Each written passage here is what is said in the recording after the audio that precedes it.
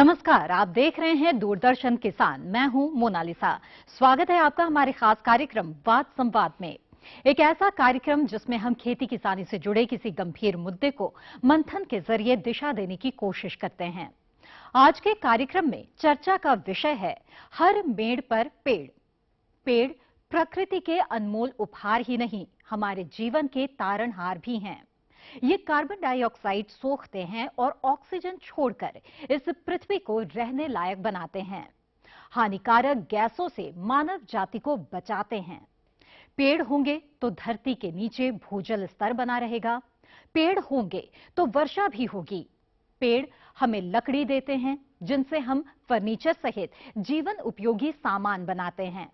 इसके लिए हम अंधाधुंध पेड़ काटकर जंगलों का सफाया और अमंगल का आमंत्रण करते रहे हैं। वहीं किसान अगर पेड़ उगाएं तो ये अमंगल उनके लिए आर्थिक मंगल में तो बदल ही जाएगा, साथ ही पृथ्वी और पर्यावरण को भी बचाएगा। प्रधानमंत्री श्री नरेंद्र मोदी का इस विषय पर क्या कहना है, आइए देखते हैं।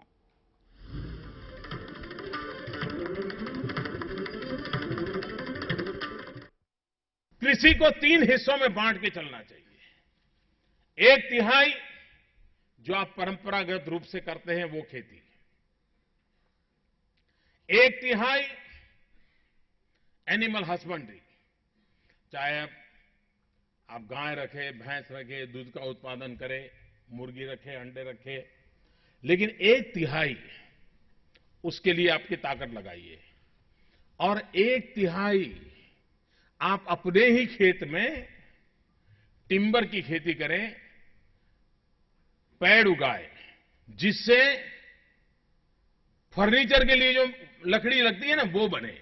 आज हिंदुस्तान को टिम्बर इंपोर्ट करना पड़ रहा है, जंगल हम काट नहीं सकते, तो उपाय यही है और उसके लिए भी जमीन खराब करने की जरूरत नहीं है। आज हमारे देश की हजारों लाखों हेक्टेयर भूमि कहां बर्बाद हो रही है। 2 पड़ोसी किसान हो, एक तो हमारे देश में सब छोटे किसान हैं, बड़े किसान हमारे देश में नहीं है, छोटे किसान हैं और हमारे देश का पेट भरने का काम भी छोटे किसान करते हैं, बड़े किसान नहीं करते, छोटे किसान करते हैं। 2-3 बीघा भूमि है, पड़ोसी के पास 3 बीघा, दोनों भाई हैं, लेकिन बीच में ऐसी दीवार बना देते हैं, बाड़ लगा देते हैं कि 2-3 मीटर उसकी जमीन खराब होती है, 2-3 मीटर इसकी खराब होती है। सिर्फ इसी के लिए अगर एक बार ये बाढ़ में से हम बाहर आ जाएं और अगर पेड़ लगा दे, एक पेड़ इस वाले का, एक पेड़ उस वाले का, एक इसका एक उसका और आधे उसके आधे इसके, आप मुझे बताइए जमीन बच जाएगी कि नहीं बच जाएगी। लाखों एकड़ भूमि आज बर्बाद हो रही है। मैं किसानों से आग्रह करता हूं कि अड़ोस पड़ोस में अपने भाई हो या और कोई हो, 2 खेतों के बीच जो बाढ़ में 2-2, 5-5, 7-7 मीटर जमीन खराब होती है, उसकी जगह पे पेड़ लगा दे और वो भी टिम्बर। और सरकार आपको परमिशन दे, आपके घर में बेटी पैदा हुई हो, पेड़ लगा दीजिए, बेटी की शादी हो, पेड़ काट दीजिए, शादी उतने में ही खर्चे में हो जाएगी।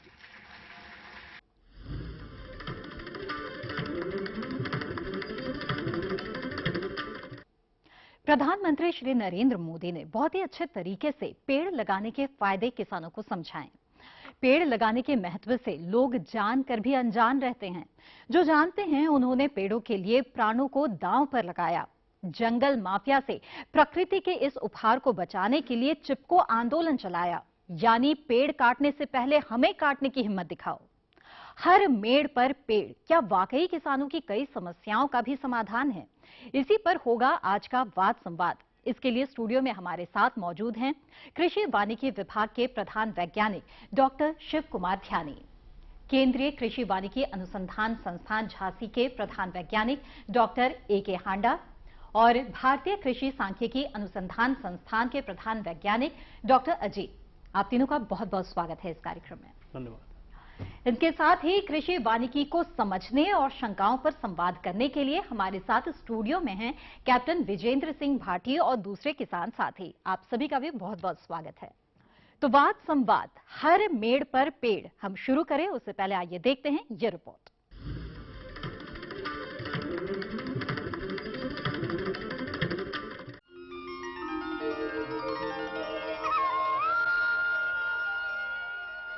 पेड़ों की संख्या को लेकर चिंताएं काफी पुरानी हैं और कृषि वानिकी को बढ़ावा देने की कोशिशें हो रही हैं, लेकिन इस पर व्यवस्थित तरीके से काम 1983 में शुरू हुआ, जब भारतीय कृषि अनुसंधान परिषद ने बाकायदा इस पर रिसर्च शुरू की, और फिर 1988 में कृषि वानिकी के लिए राष्ट्रीय अनुसंधान केंद्र की स्थापना हुई।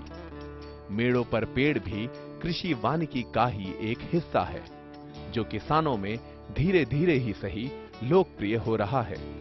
मेड़ पर आमतौर पर इमारती लकड़ी या दूसरे कामों में इस्तेमाल होने वाली लकड़ी के पौधे लगाए जाते हैं। इनमें यूकेलिप्टस और पॉपुलर काफी लोकप्रिय हैं, लेकिन किसान चाहें तो आंवला, अमरूद, नीम या फिर दूसरे पेड़ भी लगा सकते हैं। इस तरह लगाए पौधों को बहुत ज्यादा देखभाल की भी जरूरत नहीं होती। खेत की फसल के साथ ही इनकी सिंचाई हो जाती है और खाद वगैरह मिल जाती है, लेकिन कुछ बातों का ध्यान रखना बहुत जरूरी है। हमेशा तेजी से बढ़ने वाले पौधे लगाएं। इन पौधों में बार बार कटाई छटाई की सहन शक्ति होनी चाहिए। पेड़ों की जड़ें गहरी जाने वाली हों, जिससे फसलों और पेड़ों को पोषक तत्व हासिल करने की होड़ नहीं हो। मेड़ पर लगे पौधों का फैलाव कम हो, जिससे फसलों के ऊपर छाया का असर कम पड़े। पेड़ में शाखाएं कम निकलती हों। पेड़ों का पतझड़ ऐसे समय में हो कि फसल के ऊपर हानिकारक प्रभाव न पड़े। पत्तियां जमीन में गिरने के बाद मिट्टी में जल्दी गल जानी चाहिए। पेड़ों की पत्तियों में पौष्टिक तत्व अधिक हों, जिसे जानवर खाएं। पौधे खरीदते समय इस बात का भी ध्यान रखना चाहिए कि वो उस इलाके की सामाजिक, आर्थिक और पर्यावरण की जरूरतें, आवश्यकता की पूर्ति करने वाले हों।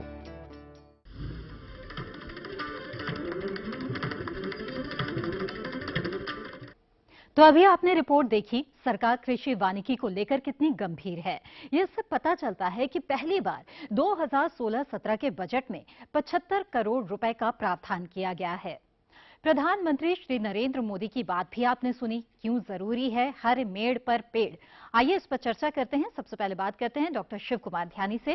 डॉक्टर ध्यानी, सबसे पहले हमें समझाएं कि क्यों जरूरी है और क्यों लाभकारी है, ये किस तरह से लाभकारी है किसानों के लिए अगर हर मेड़ पर पेड़ लगाया जाए। प्रधानमंत्री ने आपने सुना, प्रधानमंत्री जो बार बार जोर दे रहे हैं कि हम लोग कृषि वानिकी अपनाएं, हर मेड़ पर पेड़ लगाएं जी। उसके पीछे एक बड़ी सोच है। जैसा कि आप लोग जानते हैं कि वैश्विक परिवर्तन हो रहे हैं, तापमान में वृद्धि हो रही है, जलवायु परिवर्तन के लक्षण दिख रहे हैं और उससे सीधा हमारी खेती पे प्रभाव पड़ रहा है। इसके साथ ही किसानों की जो मूल समस्या बढ़ती जा रही है कि लागत बढ़ती जा रही है, लाभ कम होते जा रहे हैं। इन सब को अगर हम गौर से देखें तो इसको हम दूर कर सकते हैं अगर हम कृषि वानिकी अपनाएं या मेड़ पर पेड़ लगाएं जी। मेड़ पर पेड़ लगाना बहुत आसान है और हमारे किसान भाई इसको करते आ रहे हैं। अब आवश्यकता ये है कि हम वैज्ञानिक दृष्टि से किस तरह के पौधे हैं, कितनी दूरी पे लगाना है, कौन से पौधे लगाएं, उनकी किस तरह से देख रेख करें, इन चीज़ों का भी जो वैज्ञानिक बता रहे हैं उसका सामंजस्य करके हम इस विधि को अपनाएं तो बहुत लाभ होगा। बिल्कुल, इन पहलुओं पर हम चर्चा करेंगे इस कार्यक्रम के दौरान।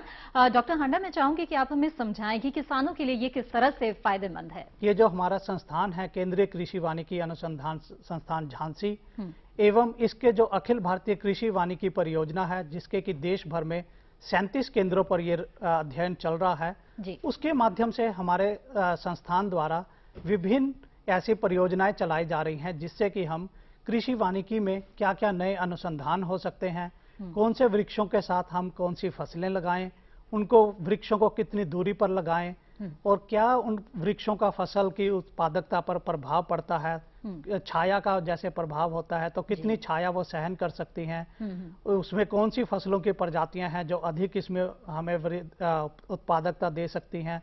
इस तरह के अनुसंधान हम कर रहे हैं और इससे हम विभिन्न प्रजातियां ये तैयार कर रहे हैं ताकि किसानों को अधिक से अधिक लाभ हो सके। बिल्कुल, और इससे कितना लाभ मिल रहा है और किसानों की कितनी रुचि बढ़ रही है, इस पर हम आगे बात करेंगे। डॉक्टर अजीत, मैं चाहूंगी कि आप हमें समझाएं, ज्यादा से ज्यादा पेड़ लगाने का अर्थशास्त्र क्या है, ये हमें बताएं। देखिए, पेड़ पर पेड़ लगाने के हमारे किसान भाइयों के पास 2-3 तरह के विकल्प हैं जी। सबसे पहला विकल्प है कि हम तेजी से बढ़ने वाले जो वृक्ष हैं, जैसे कि पॉपुलर है, यूकेलिप्टस है, वो मेड़ पे लगा सकते हैं। 2.5 से 3 मीटर की दूरी पर रखकर मेड़ पे लगाया जा सकता है। दूसरा विकल्प है कि जो फलदार वृक्ष हैं उनको मेड़ पे लगाया जा सकता है। तीसरा विकल्प है कि जो टिम्बर ट्रीज हैं, जैसे सागवान है, उनको मेड़ पे लगाया जा सकता है। इस तरह के वृक्ष अगर हमारे किसान भाई अपनी मेड़ पे लगाएंगे तो ऑन एन एवरेज औसतन एक प्रति वृक्ष प्रति वर्ष करीब करीब 200 रुपए की आय हमारे किसान भाइयों को हो सकती है। जी बिल्कुल। और मैं चाहूंगी डॉक्टर ध्यानी, आप हमें बताएं कि जिस तरह से आह्वान किया है प्रधानमंत्री श्री नरेंद्र मोदी ने, ये सुझाव दिया है कि अगर हर मेड़ पर पेड़ लगाए तो किस तरह से लाभ हो सकता है, क्या किसान भी उतनी रुचि ले रहे हैं या अभी भी कुछ हिचक, कुछ शंकाएं हैं इस बात को लेकर मन में? वैसे तो जैसे आपने प्रारंभ में बताया था कि 1983 से इस पे अनुसंधान के कार्य चल रहे हैं और उसका लाभ किसानों तक पहुंच रहा है। और अधिकतर आपने देखा होगा, चाहे वो पंजाब है, हरियाणा है या उत्तर प्रदेश के ये भाग हैं, इसके अलावा आंध्र प्रदेश, और बहुत तेजी से वहाँ पे किसानों ने पेड़ों को अपनाया है और उससे लाभ भी ले रहे हैं। इस चर्चा के दौरान ही हम बात करेंगे कि उद्योग धंधे किस तरह से इसमें आकर्षित हो रहे हैं, जिससे कि किसानों को भी लाभ हो रहा है, उद्योग धंधों को जो आवश्यकता है लकड़ी की वो भी प्राप्त हो रही है, और इसके अलावा हम वातावरण को संजो के रखने में भी कामयाब हो रहे हैं। ये सारे लाभ तभी होंगे जब हम हर किसान तक इसके विषय में जानकारी पहुंचा सके, जिसके लिए कि भारत सरकार निरंतर प्रयास कर रही है। जी डॉक्टर हांडा, आपने भी बताया कि किस तरह से कई तरह के अनुसंधान चलाए जा रहे हैं, कुछ विशेष ये अनुसंधान पहुंचे किसानों तक, उन तक ये जानकारी पहुंचे, इसके लिए कुछ विशेष कार्यक्रम चलाए जा रहे हैं क्या? हाँ, जैसा कि मैंने आपको पहले बताया कि हमारी एक परियोजना है अखिल भारतीय परियोजना, जिसमें कि हमारे देश के हर राज्य में उसके अध्ययन केंद्र हैं, जहां से कि हम किसानों की पूरी मदद कर रहे हैं, ताकि क्योंकि जो कृषि वानिकी है वो हर जलवायु में अलग तरह के वृक्ष और फसलें लगाई जाती हैं। ये जलवायु और स्थान पर आधारित है, तो हमें हर जलवायु और स्थान के आधार पर ही हमें वृक्षों का चयन और फसलों का चयन करना है, और कितनी दूरी पर हो, उनमें क्या, जैसे उदाहरण के तौर पर मैं चाहूंगी कि आप जैसे कि हम अगर पहाड़ी क्षेत्रों की बात करें, हिमालयन क्षेत्र, तो वहां पर चारा और फल वृक्षों की अधिक आवश्यकता और डिमांड रहती है। तो वहां पर जैसे भीमल, जिसे वो वहां पर कहा जाता है ग्रेविया पेड़ है जो हरा चारा देता है, उस तरह के वृक्ष लगाते हैं, या फलदार वृक्ष हैं वो लगाए जा रहे हैं, या वन चारागाह पद्धति जिसमें कि चारा साथ में वो लगाते हैं। और जैसे अगर हम गंगा मैदानी क्षेत्रों की बात करें तो वहां पर पॉपुलर और यूकेलिप्टस आधारित जो खेती है वो कृषि वानिकी वो अपनाई जा रही है। और अगर हम इसी तरह तटीय क्षेत्रों की बात करें या दक्षिण भारतीय की, तो वहां पर टीक या कैजुरीना आधारित कृषि वानिकी पद्धति अपनाई जा रही है। तो इस तरह की ये जितनी भी पद्धतियां हैं, ये नए नए अनुसंधान करके वो किसानों तक पहुंचाई जा रही है। बिल्कुल। डॉक्टर अजीत, हमें बताएं कि जो टिम्बर वृक्ष हैं वो किन इलाकों में लगा सकते हैं किसान, और इसके लाभ क्या है, क्योंकि हमने सुना कि प्रधानमंत्री श्री नरेंद्र मोदी ने भी खासतौर पर इस पर जोर दिया है। देखिए, जो टिम्बर वृक्ष हैं, अभी हमारे देश में पिछले वर्ष करीब 48,000 करोड़ रुपए की जो टिम्बर का आयात किया गया। हमारे देश विश्व का पहला ऐसा देश है जहां पर कि हमने कृषि वानिकी नेशनल एग्रो फॉरेस्ट्री पॉलिसी, राष्ट्रीय कृषि वानिकी पॉलिसी को अपनाया है।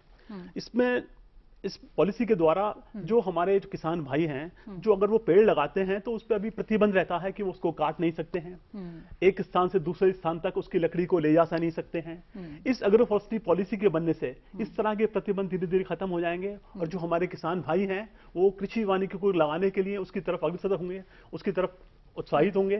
तो हमारा प्रयास ये है कि जो हमारे किसान भाई हैं वो ज्यादा से ज्यादा जो वृक्ष हैं वो मेड़ पर लगाएं। जी बिल्कुल।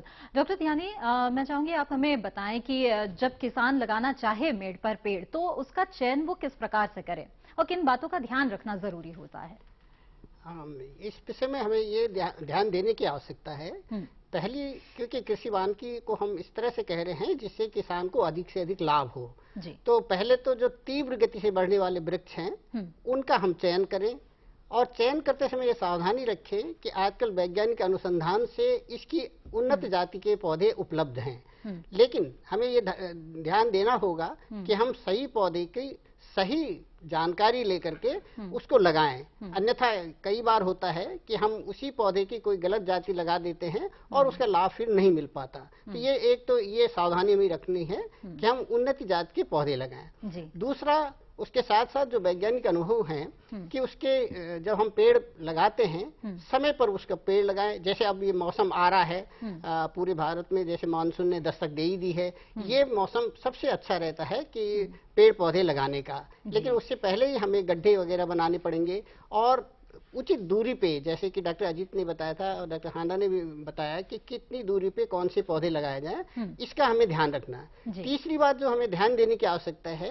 कि जब हम निरंतर वृद्धि चाहते हैं तो पेड़ पौधों को भी हम उसी तरह की रक्षा और उसी तरह की सुविधाएं दें जो कि हम जैसे अपनी और कृषि पद्धतियों को अपनाने में कर रहे हैं। इसका मतलब हम ये भी ध्यान देना है कि पौधे की आवश्यकता है वो भी हम पूरी करें। अगर हम इन बातों का ध्यान रखेंगे तो पौधों में निरंतर तेजी से वृद्धि होगी। और वो ये तो बात है कि हमें क्या करना चाहिए। डॉक्टर हांडा हमें ये बताएं कि किस तरह के पौधे हैं जो हमें नहीं लगाने चाहिए। देखिए, कुछ ऐसे पौधे होते हैं जिनमें कि बहुत बड़ा आकार है, जो वो कृषि वानिकी में या जो कटाई छटाई पर जिनका हम नहीं ज्यादा फायदा दे सकते, या बहुत ही जिसकी छाया बहुत ज्यादा है, उस तरह के वृक्ष अगर हम फसल के साथ लगाएंगे तो उसका उतना लाभ नहीं ले पाएंगे। अच्छा। इसलिए हमें ऐसे वृक्षों की ही आवश्यकता है जो हमारे कटाई छटाई और प्रबंधन जो हम करते हैं उनके साथ वो उचित, जिस पे हम ध्यान दे सकें। अच्छा, ऐसे में आप कुछ पेड़ों के नाम भी हमें बता दें जिनसे परहेज करना बेहतर होगा किसानों के लिए। कुछ ऐसे वृक्ष हैं जिनको हम मेड़ पर तो लगा सकते हैं, पर खेत के अंदर लगाएंगे तो फसल पे नुकसान हो सकता है। जैसे कि हम बड़े आकार वाले महुआ हुआ। अच्छा। या जिनकी छाया बहुत ज्यादा है। अच्छा। इस तरह के पेड़ों को हम मेड़ पर लगा सकते हैं, पर लेकिन अगर हम फसल के साथ लगाने के करेंगे तो हमें या तो बहुत अधिक दूरी पर लगाएं जिससे कि हमें सूर्य की रोशनी है वो कम ना हो फसल को। क्योंकि कृषि वानिकी में सबसे अधिक आवश्यकता इस बात की होती है कि ये जो हम कृषि वानिकी पद्धति है उसमें पेड़ और फसल दोनों हम एक ही भूमि पर एक ही भूमि उपयोग में एक साथ लगाते हैं। तो सबसे अधिक आवश्यकता सूर्य की रोशनी की होती है। वही रोशनी पेड़ को भी मिल रही है और फसल को भी। अच्छा। तो अगर सबसे ज्यादा कंपटीशन जो होता है उसमें फसल में और पेड़ में वो रोशनी के लिए है, तो अगर हम इस तरह के अधिक छाया वाले वृक्ष लगाएंगे तो फसल को पर्याप्त रोशनी नहीं मिल पाती, तो उससे वृद्धि जो है मुख्य फसल है उसको नुकसान न पहुंचे, इसका ध्यान हमें ये भी ध्यान रखना है कि नुकसान कम से कम हो। बिल्कुल। हमारे साथ कुछ किसान भी है, उनसे भी कुछ सवाल ले लेते हैं। जी नमस्कार, मैं कैप्टन विजेंद्र सिंह, नोएडा। आदरणीय, सबसे पहले किसान को ये बताया जाए कि जो हम पेड़ लगा रहे हैं, हमारे अलग अलग खेत है, मैंड भी हैं। वो जो डाड़ा होता है, एक आपका है एक मेरा है, वो कितनी दूर पर लगाया जाए उसका भी थोड़ा हो। फिर उस डाड़े से वो कितने दूर पर लगाया जाए ताकि अगर किसान दूसरी फसल बोए उसमें अगर ट्रैक्टर निकल जाए उसकी गुड़ाई हो जाए। इसका थोड़ा ये बताते हुए कि इतने में ये लग सकता है तो वह में आसानी से हो सकता है। दूसरे जैसा अभी बता रहे थे उसमें क्या है कि किसने पूरे खेतों में लगा रहे हैं, वो डाल लगाए जिसमें ज्यादा छाया नहीं वो तो मान लिया, लेकिन ऐसा भी हो जिसमें का आमदनी हो।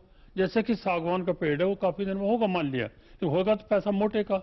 अब जैसे पॉपुलर बो रहे हैं, पिछली बार लोग अब बड़ा धोखा खा रहे हैं, पॉपुलर की कीमत बहुत डाउन होती चली गई। तो ऐसी नई नई वो खोज करें वैज्ञानिक तो आमदनी के लिहाज से भी कुछ ऐसे पेड़ों के सुझाव दें। जी जी। खर्चा कम हो, आमदनी अधिक बने और जो निचली फसल है वो भी उसमें। इसका जवाब ले लेते हैं यहाँ बैठे हमारे मेहमानों से। जी बताएं। बड़ी कृपा। जी कैप्टन साहब ने एक बड़ा अच्छा सामयिक प्रश्न किया है कि कौन से पौधे और कैसे लगाए जाए। तो पहली बात तो मैं बताना चाहता हूं कि जैसे प्रधानमंत्री टिम्बर ट्री की बात कर रहे हैं, आपने भी प्रश्न किया है सागौन का। आपकी सूचना के लिए ये भी बता दूं कि सागौन के अब ऐसे वृक्ष भी आ गए हैं कि जो बहुत तेजी से बढ़ते हैं और उन्हें 20 से 25 साल में ही काट करके आप पूर्ण लाभ कमा सकते हैं।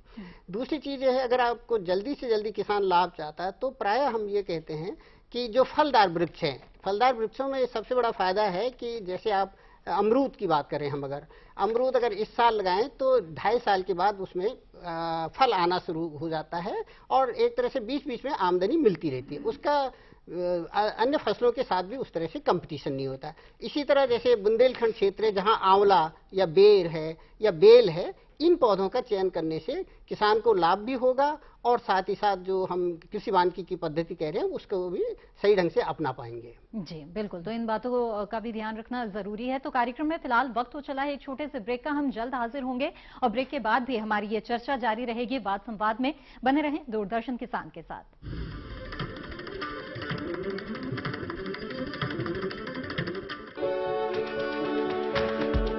सुंदर रूप रंग आकार दे, स्वप्न करें साकार। स्वच्छ रख पंचतत्व को, धरा का करे विकास।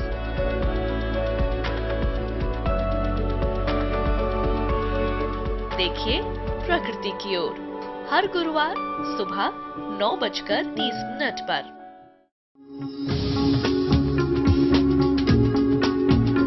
कश्मीर से केरल, अरुणाचल से गुजरात, कहानी जिंदगी की हो या खेती की हो बात, देश के हर रंग की बात राज्यों की। सोमवार से बुधवार शाम 5:30 पर।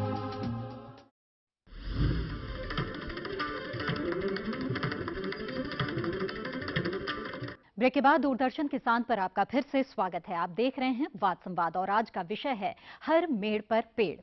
हर मेड़ पर पेड़ किसानों की आमदनी बढ़ाने का बेहतर तरीका है। इससे किसान इमारती लकड़ी, ईंधन, कृषि यंत्र के लिए लकड़ी और पशुओं के लिए हरा चारा हासिल कर सकते हैं। इसके अलावा रेशम, शहद, अन्न, फल और कुटीर उद्योग के लिए कच्चा माल भी प्राप्त किया जा सकता है। तो चर्चा शुरू करने से पहले आइए देखते हैं ये रिपोर्ट।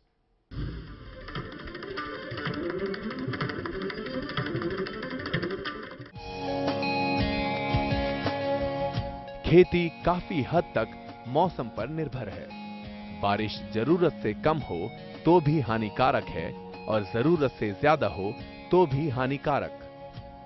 इसके अलावा सूखा, ओले और बर्फबारी भी खेती को नुकसान पहुंचाते हैं। मेड़ पर लगे पेड़ फसलों की नुकसान की भरपाई का अच्छा साधन है और अगर फसल में कोई नुकसान नहीं हुआ है तब तो सोने पे सुहागा। अगर मेड़ पर फलदार पौधे लगे हैं तो किसान को हर साल आमदनी मिलती रहेगी और अगर इमारती लकड़ी के पौधे लगे हैं तो फिर बड़े होने पर ये पौधे एक मुश्त भारी रकम का इंतजाम कर देते हैं, जिससे किसान बच्चों की शादी ब्याह जैसे बड़े आयोजन प्रयोजन निपटा सकते हैं। अगर 1 हेक्टेयर खेत की मेड़ पर आंवले के पेड़ लगा दिए जाएं तो फल आने पर इनसे हर साल 30 से 60 हजार रुपए की अतिरिक्त आमदनी ली जा सकती है। इसी तरह अमरूद से 6,000 तक की और नींबू से 10-12 हजार रुपए तक की आमदनी हो सकती है। इसके अलावा ईंधन और पशुओं के लिए चारा भी मेड़ वृक्षारोपण से हासिल किया जा सकता है।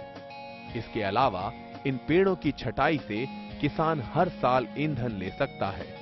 इससे गोबर को ईंधन के रूप में इस्तेमाल करने की प्रवृत्ति पर रोक लगेगी और गोबर खेतों में खाद के तौर पर उपयोग किया जा सकेगा। एक अनुमान के मुताबिक अगर ईंधन के रूप में उपयोग होने वाले गोबर की खाद बनाई जाए तो हर साल 2 करोड़ टन अन्न की अधिक उपज मिल सकती है।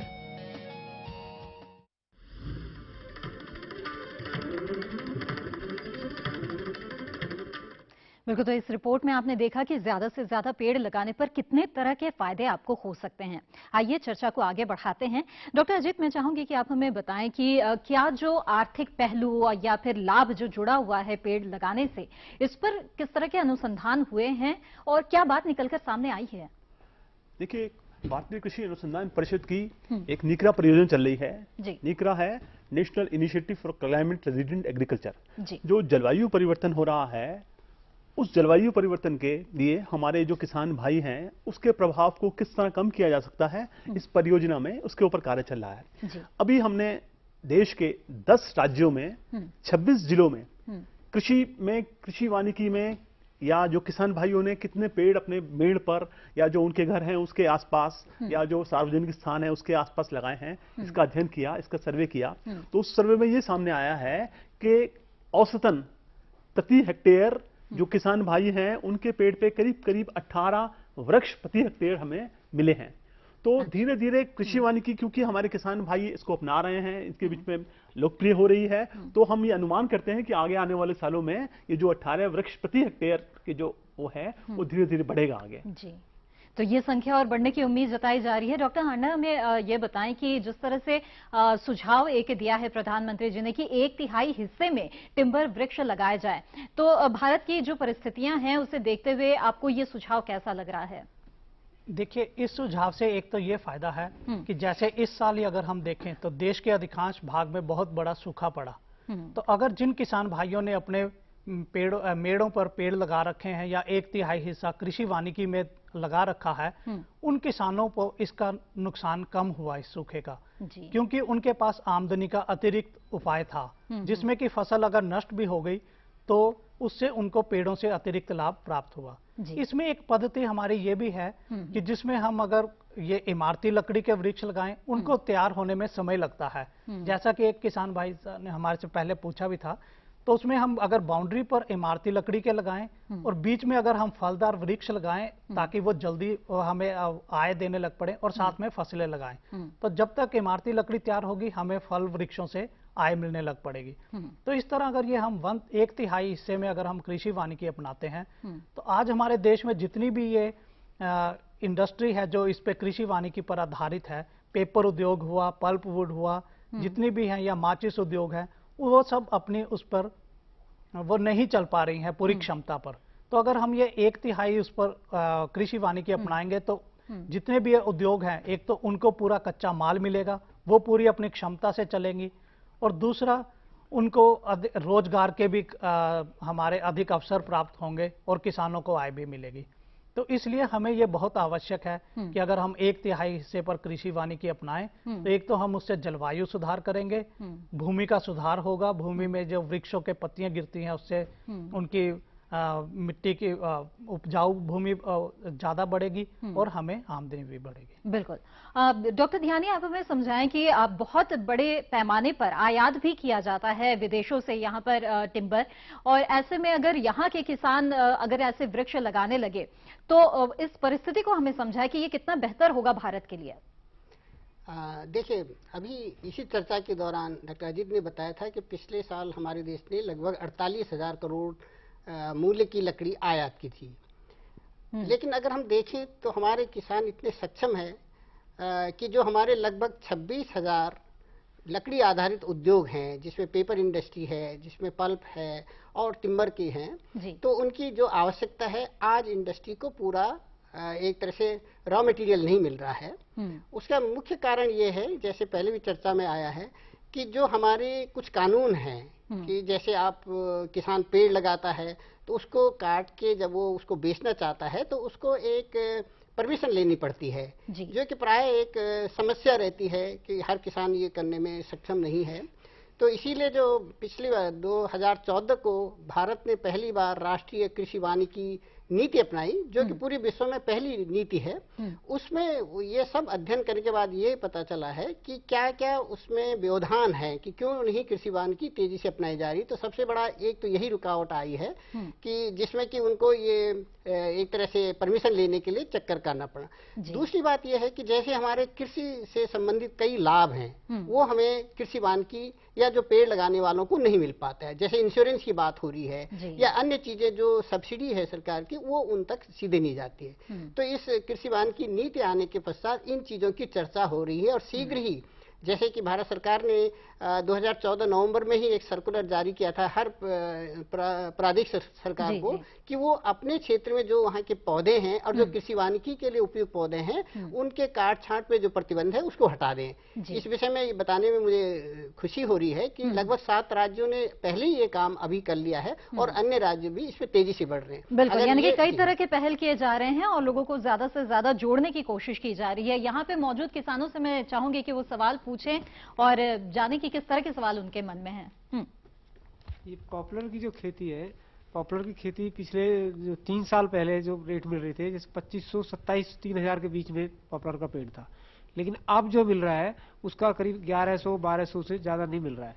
तो जो किसान जो भाई हमारे इससे परेशान है कि भाई पहले हमको 3 साल पहले उसका कुछ मूल्य अच्छा मिल रहा था, और अब जो आगे जो मेड पे जो पेड़ लगा रहे हैं वो बंद करने जा रहे हैं, क्योंकि जब पॉपुलर और इसके और आपके यूकेलिप्टस 2 पेड़ों की मैं बात कर रहा हूँ। मेरे पीछे कई किसान हैं जो गंगा यमुना के बीच में जो लगाए हुए हैं, मैंने उनसे भी बात करी तो वो भी ये कह रहे हैं कि अब इसमें हमें पैसा पहले 3 साल पहले पैसा अच्छा मिल रहा था, अब पैसा हमें मिल नहीं रहा है, इसलिए हमारी जो अब ये योजना है कि हम इसको बंद करें। अब जो तो हमें इनसे पूछना चाहूंगा वैज्ञानिकों से देना चाहेंगे या क्या इसका समाधान देना चाहेंगे जी।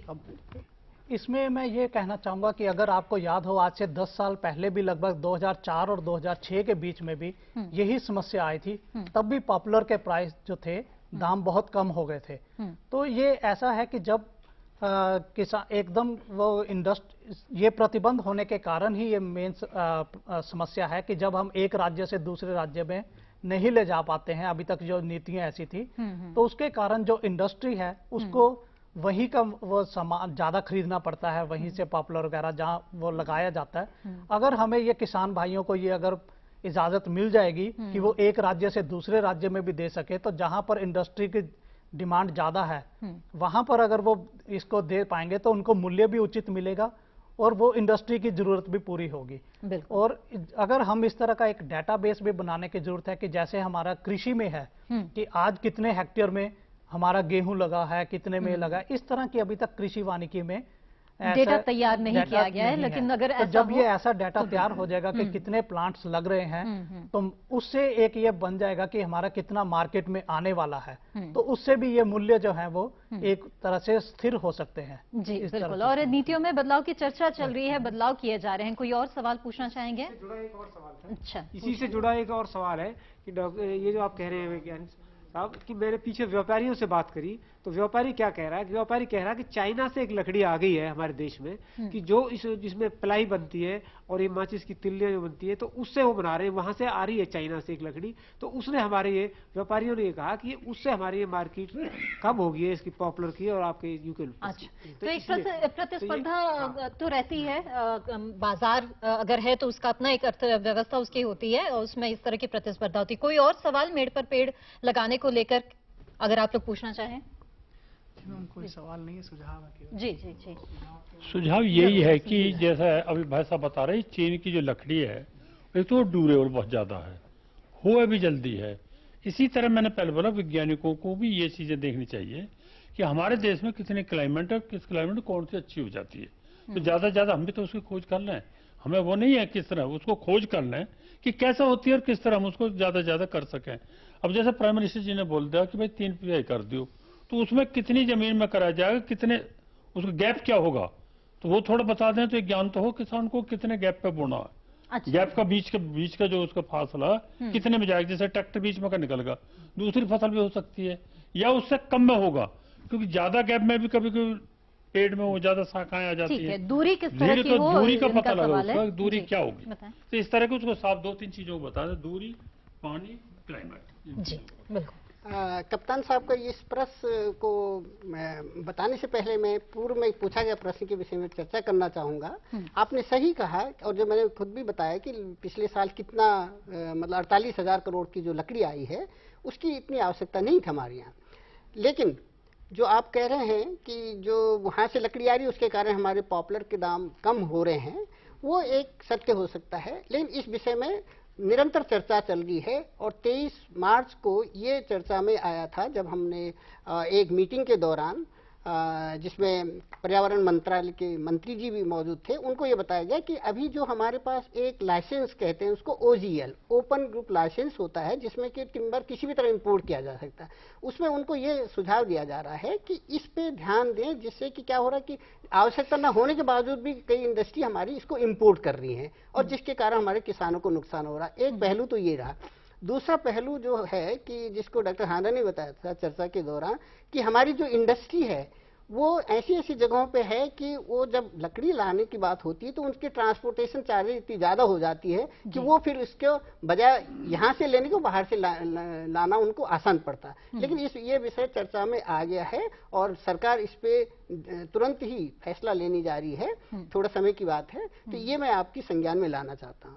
बिल्कुल, तो कुछ समस्याएं जरूर आ रही है, लेकिन सरकार का पूरा ध्यान है उस ओर, और नीतियों में भी बदलाव करने की बातचीत चल रही है, चर्चा में कई बातें आ चुकी है, तो उम्मीद की जानी चाहिए कि परिस्थितियां और भी बदलेंगी। ये महज शुरुआत है।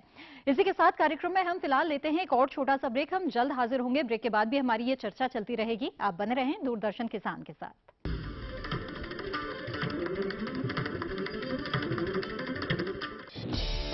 किसानों से होंगे सवाल, देंगे सटीक जवाब, तो जीतेंगे किसान कप। किसानों का खुला मंच, नजर रहेगी कृषि वैज्ञानिकों की।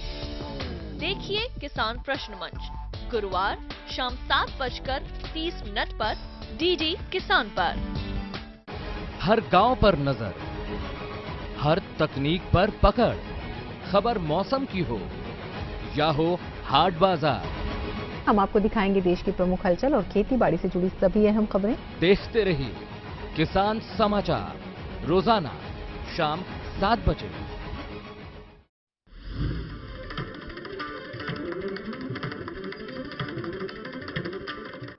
ब्रेक के बाद दूरदर्शन किसान पर आपका फिर से स्वागत है। आप देख रहे हैं बात संवाद, और आज का विषय है हर मेड़ पर पेड़। पेड़ प्रकृति के अनमोल उपहार हैं, हमारे लिए प्राणवायु हैं, पर्यावरण के पहरुए हैं। इस दृष्टि से भी पेड़ लगाने जरूरी हैं। मेड़ पर हो, खेत में हो या फिर जंगल में, इसकी जरूरत पर रोशनी डालती एक रिपोर्ट देखते हैं।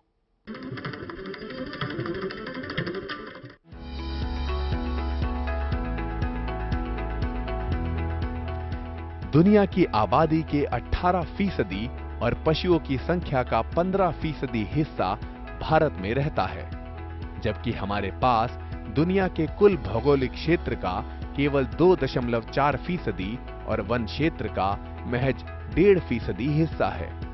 यानी भारत में प्राकृतिक संसाधनों पर दूसरे देशों के मुकाबले ज्यादा दबाव है। इससे पर्यावरण को अधिक नुकसान का खतरा रहता है। हम सब जानते हैं कि पेड़ पर्यावरण संतुलन की सबसे जरूरी कड़ी है। पेड़ों का सीधा संबंध हमारी सांसों से है। इंसान सांस के जरिए ऑक्सीजन लेता है और कार्बन डाइऑक्साइड बाहर निकालता है। सूरज की रोशनी में पेड़ ठीक इसका उल्टा करते हैं। वो कार्बन डाइऑक्साइड लेते हैं और बदले में हमारे लिए बहुमूल्य ऑक्सीजन छोड़ते हैं। प्रदूषण की वजह से ही वायुमंडल में मौजूद ओजोन परत में छेद हो गया है। ये परत सूरज से आने वाली पराबैंगनी किरणों को छान देती है। बिना छनी किरणें स्वास्थ्य के लिए हानिकारक हैं। ओजोन के छेद को ऑक्सीजन से ही भरा जा सकता है, वो ऑक्सीजन जो हमें पेड़ों से हासिल होती है। इसके अलावा पेड़ कई तरह के प्रदूषकों से हमारी हिफाजत करते हैं। वे हमें धूल, गंदगी और भौतिक वायु प्रदूषण से बचाते हैं। यानी पेड़ हवा को शुद्ध करने का काम करते हैं। आंकड़ों से पता चलता है कि 1 हेक्टेयर घना वन करीब 50 टन धूल को साफ कर देता है और उसके बुरे असर से हमारी हिफाजत करता है। केंद्र सरकार प्रदूषण पर काबू पाने की कोशिश कर रही है। उसने कोयला उत्पादन पर $6 प्रति टन का सेस लगाया है और 20 उद्योगों के लिए उत्सर्जन संबंधी नियमों को और सख्त बनाया है, जिससे प्रदूषण भार 20% कम होगा। हर मेड़ पर पेड़ सरकार की इन कोशिशों को पंख लगा सकते हैं।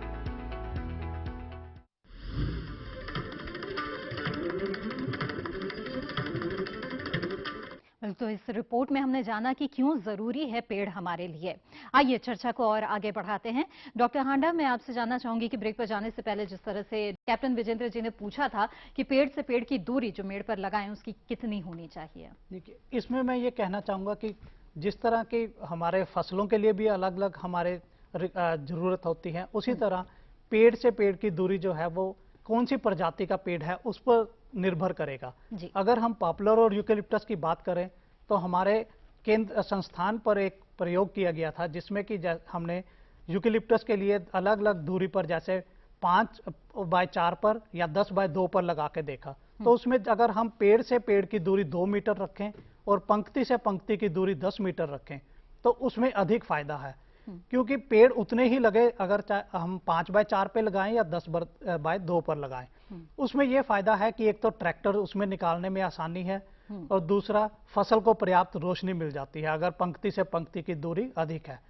और इसी तरह हमारे जो केंद्र है हिसार और लुधियाना, उन्होंने एक और प्रयोग करके देखा कि यूकेलिप्टस और के लिए कि अगर हम 2 पंक्तियां इकट्ठी पेड़ की लगाएं और उसके बाद हम ज्यादा दूरी उसके बीच में रखें, अगर 2x2 मीटर पर हम 2 पंक्तियां उसके पेड़ की लगा दें और फिर अगली 2 पंक्तियां 10 मीटर की दूरी पर लगाएं, तो उससे एक तो पेड़ों की संख्या अधिक होगी हमारे पास और दूसरा उसमें उचित दूरी भी हमें मिल रही है। तो इससे हमारे जितने भी ऑपरेशन है कृषि के वो भी प्रभावित नहीं होते और हमें लाभ भी इससे मिल सकता। और दूसरा ये फिर से कहूंगा कि अगर फलदार वृक्ष हैं तो उसमें दूरी अलग रहेगी, जैसे उसमें 10x10 मीटर पर लगाने की आवश्यकता है। तो इस तरह ये प्रजाति पर निर्भर करेगा कि हमें कितनी दूरी पर लगाना है। जी बिल्कुल।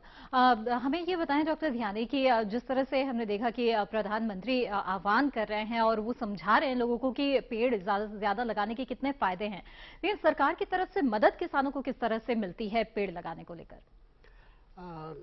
देखिए, किसानों को जो पेड़ लगाने के लिए पहले तो मैं ये बता दूं कि पेड़ लगाने का ये कई जो सरकार की योजनाएं चल रही, कई उसमें चाहे वो नरेगा की बात करें हम या जैसे डॉक्टर अजीत ने कुछ देर पहले शायद में बताया था कि मेरा गांव मेरा गौरव, या इस तरह के जो भी प्रयास किए जा रहे हैं उनमें पेड़ लगाने के विषय में भी निरंतर चर्चा होती है। और इसके अलावा एक चीज मैं और बताना चाहूंगा कि जो अभी राष्ट्रीय कृषि वानिकी एवं बांस जो मिशन चल रहा है उसमें विशेष एक तरह से छूट दी जाती है और किसानों का जो पेड़ पौधे के जो खर्चा है उसमें उसका प्रावधान है कि वो जो खर्चा जो है वो सीधा किसानों को वापस मिल सके। अच्छा। इसके अलावा ये भी हो रहा है कि जो कुछ चर्चा इस तरह भी चल रही है कि एक हम कृषि वानिकी मिशन एक शुरू करें देश में, क्योंकि इतनी चर्चा कृषि वानिकी पे हो रही है, तो शीघ्र इस पे प्रयास जारी हैं और शीघ्र भी अगर वो मिशन आ जाता है तो उसके द्वारा जो भी कृषि वानिकी संबंधित एक तरह से योजना होगी उसमें ये प्रावधान रहेगा कि जब किसान पेड़ पौधे लगाएगा तो उसको वहां से कितना लाभ मिल सकता है, उसको क्या क्या जैसे पेड़ लगाने पे जो खर्चा आ रहा है वो क्या मिल सकता है, उसके अलावा पेड़ को उगाने के साथ साथ उसको जो खाद बीज वगैरह जो भी कहिए उसका लाभ भी उसे प्राप्त हो सकेगा। इस तरह की योजना बन रही है। बिल्कुल। डॉक्टर अजीत, हमें ये बताएं कि क्या कोई आंकड़ा, क्या कोई सांख्यिकी इस बात की भी है जिससे हमें पता चले कि क्या किसान रुझान ले रहे हैं कि नहीं पेड़ लगाने के लिए, और ये रफ्तार कैसी है? देखिए, जैसे मैंने अभी आपको पहले भी बताया था कि जो निकरा परियोजना में है उसमें हमने 10 राज्यों के अंदर 26 जो जिले हैं हमारे उसमें सर्वे किया था, तो उसमें जो एवरेज पेड़ हैं जो प्रति हेक्टेयर वो जो उसका जो नंबर था वो 6 से लेकर के लुधियाना जैसी जगह है वहां पे 217 पेड़ प्रति हेक्टेयर तक आए हमारे पास। तो ये जो आंकड़े हैं ये उत्साहित करने वाले हैं, क्योंकि कुछ राज्यों में जहां पर कि हमारे किसान भाई थोड़ा जागरूक हैं, जिनके बीच में कृषि वानिकी को लेकर के उत्साह है, तो वहां जो पेड़ हैं प्रति हेक्टेयर ज्यादा है। धीरे धीरे जब ये नेशनल एग्रो फॉरेस्ट्री पॉलिसी हमारी जो लोगों को पता चलेगा, जैसे कि डॉक्टर ध्यानी ने बताया कि मेरा गाँव मेरा गौरव कृषि विज्ञान केंद्र है जो हर जिले के अंदर है, उसके द्वारा ये प्रयास किया जा रहा है कि किसान भाइयों को जागरूक किया कि वो किस तरह से पेड़ को लगाए। तो सरकार की तरफ से भी कई तरह की कोशिशें की जा रही है और उत्साहवर्धक नतीजे भी कई जगहों से मिल रहे हैं। तो ये एक अच्छी बात है कि पेड़ लगाने को लेकर किसानों का रुझान बढ़ने लगा है, लेकिन क्या कुछ सवाल है उनके मन में? आइए जानते हैं उनसे। पेड़ लगाना बहुत जरूरी है और किसानों के लिए तो जरूरी है ही, ये सरकार को भी शुरू करना चाहिए। सरकार के पास भी काफी जमीन है तो उसमें पेड़ लगाए, भगवान न करे कभी कोई आर्थिक संकट वगैरह आए तो उसमें ये बहुत लाभदायक होगा। लेकिन सवाल ये है कि जैसे कि पॉपुलर वगैरह इनका रेट डाउन हो जाता है और भी कई ऐसे पेड़ हैं जिनका अच्छा लाभ नहीं मिलता, तो फिर और कौन कौन सी वैरायटी हैं जिनको किसान लगाएं जी, और उनका जो बीज है या पेड़ है प्यौध है वो कहाँ से मिले? जी, बहुत अच्छा सवाल आपने पूछा है जी। बेहतर आमदनी के लिए कौन कौन से पेड़ लगाए जा सकते हैं और उनकी पौध या बीज कहां से वो प्राप्त कर सकते हैं? जी डॉक्टर। इसमें मैं आपको ये बताना चाहूंगा कि अभी जो आज जो नए अनुसंधान हो रहे हैं उसमें जैसे हमारे दक्षिण भारत में तमिलनाडु राज्य ने काफी प्रगति की है। हमारे वहाँ के जो अखिल भारतीय परियोजना का केंद्र है, आज वहाँ पर कैजुरीना और मिलिया, कदम, इस तरह की उन्होंने नए नए वो उसके प्रजातियां वो तैयार की हैं जिससे कि हम उनको 2 से 3 वर्ष के भीतर ही उनको वो उससे आय प्राप्त कर रहे हैं। और इतनी कम दूरी पर 1-1, 2-2 मीटर पर वो उसको ब्लॉक प्लांटेशन लगा देते हैं उसकी कैजुरीना वगैरह की, जिससे कि वो काफी अधिक फायदा हो रहा है और जिससे किसानों को भी आमदनी मिलती है और इंडस्ट्री को भी वो फायदा होगा। और इस तरह के जो अधिक आपने पूछा कि कहाँ से इसका बीज और वो प्राप्त करें, तो उसके लिए आप हमारे निदेशक केंद्रीय कृषि वानिकी अनुसंधान के संस्थान झांसी या हमारी ये जो अखिल भारतीय परियोजना चल रही है उसके 37 संस्थान जो केंद्र हैं वहां पर आप उनसे किसी से भी कांटेक्ट कर सकते हैं और वहां पर आपको उनके ये अच्छी क्वालिटी के जो हैं वो पौध वहां से मिल सकती है। जी बिल्कुल। कुछ और सवाल यहाँ से हम ले लें। जी, कोई सवाल पूछना चाहते हैं आप? जी जी। टिम्बर उद्योग और किसान आपस में मिल जाए तो क्या लाभ हो सकता है? देखिए, कृषि वानिकी के जो भी सफलता के आयाम इस देश में रहे हैं उसमें एक प्रमुख भूमिका हमारे जो लकड़ी आधारित उद्योग धंधे हैं उन्होंने काफी योगदान दिया है। अगर आपको याद होगा कि 1970 के बाद जो सिंधु घाटी या ये कहिए कि हमारा पंजाब, हरियाणा और वेस्टर्न यूपी में जो भी पॉपुलर यूकेलिप्टस की बात हुई है उसमें विमको जो एक इंडस्ट्री थी जिसने बहुत बड़ा रोल एक तरह से किया है, क्योंकि उन्होंने सबसे पहले ये किया कि बाई बैक का, कि किसान ये पौधा लगाएगा, उसके जब वो पौधा बड़ा हो जाएगा, काटने लायक है, तो वो इंडस्ट्री जो है उसको खरीद लेगी और उसको एक तरह से पूरा उसका लाभ मिलेगा। इस तरह के कई ऐसी इंडस्ट्रीज हैं हमारे देश में, जैसे मैंने एक नाम लिया विमको का, आईटीसी है। इसके अलावा दक्षिण भारत में भी वेस्ट कोस्ट मिल है और इस तरह से कई हिंदुस्तान पेपर मिल है। ये लोग किसानों के साथ सीधे जुड़ करके और ये निश्चय करते हैं कि किसान को एक तो उन्नति जाति का पौधा मिले, दूसरा उसके लिए रख रखाव में जो भी सावधानी बरतनी है उसका भी वो प्रबंध करते हैं, और तीसरा जब पौधा तैयार हो जाता है तो उसको खरीद लेते हैं, जिससे कि किसान को उसको इधर उधर न भटकना पड़े। इस तरह की जब और तेजी से बढ़ेगा तो इससे एक तरह से सभी को लाभ है, इंडस्ट्री को लाभ है क्योंकि उसको रॉ मटेरियल मिल जाता है। अर्थव्यवस्था में तो इसकी भूमिका है ही। मुझे ये बताइए कि जलवायु परिवर्तन यानी कि पर्यावरण की रक्षा में भी पेड़ों की अहम भूमिका है। जलवायु परिवर्तन में हाल ही में जब पेरिस में सम्मेलन हुआ है उसमें भी इन बातों की चर्चा हुई है, तो कृषि वानिकी की भूमिका क्या निकलकर सामने आई है जलवायु परिवर्तन में या पर्यावरण की रक्षा में?